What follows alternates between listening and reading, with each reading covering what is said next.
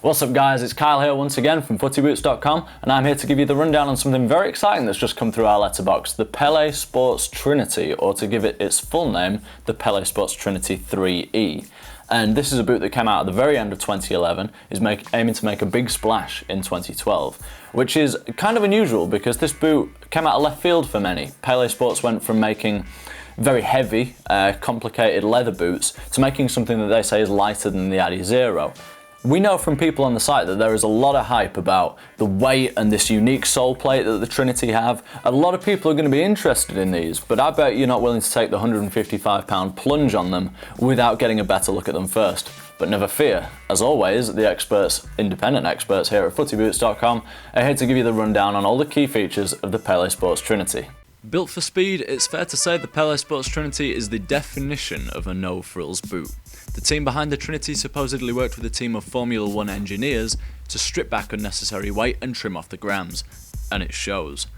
There really is nothing to these boots. The whole boot is soft and flexible with a very seamless feel to them.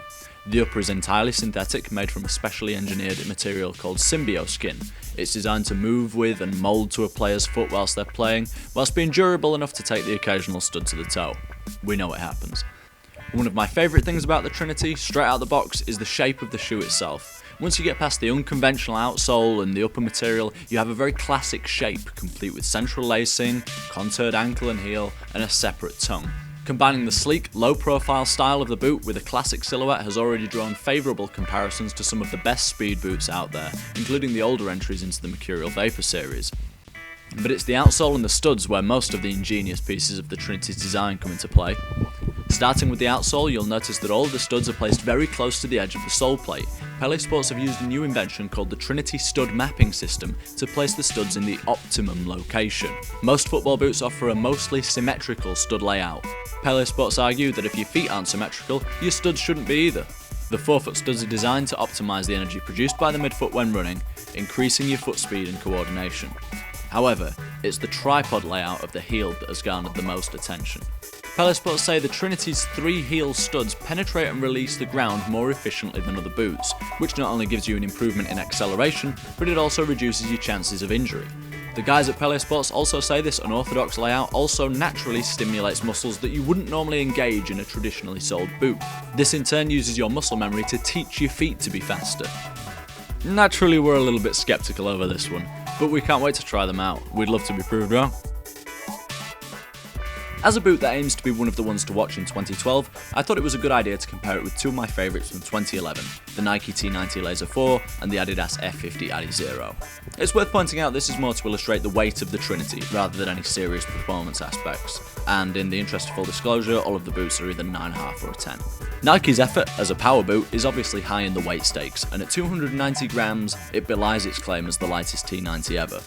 Next up on the scales is the Adidas F50, fresh from the pitch this weekend and tipping the scales at 196 grams, though it's worth noting there's probably more than a couple of grams extra there in mud.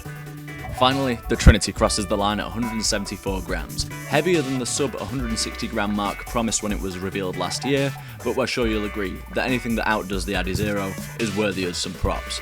We just wanted to give you a quick rundown and first impressions of the new Pele Sports Trinity before we take them out onto the pitch and get them muddy for the full test. So keep your eyes peeled on Footyboots.com if these are a boot that interests you, and over the coming weeks we'll be bringing you an exclusive in-house review on this, the latest release from Pele Sports. So, until then, why not drop us a comment? I'll do my very best to answer them all personally. But in the meantime, you can head to our Twitter or Facebook. You can usually find one of the Footyboots.com staffers there, and we'll be very keen to answer any questions you have about this, or indeed any other football boot. So, until next time, thanks a lot for tuning in.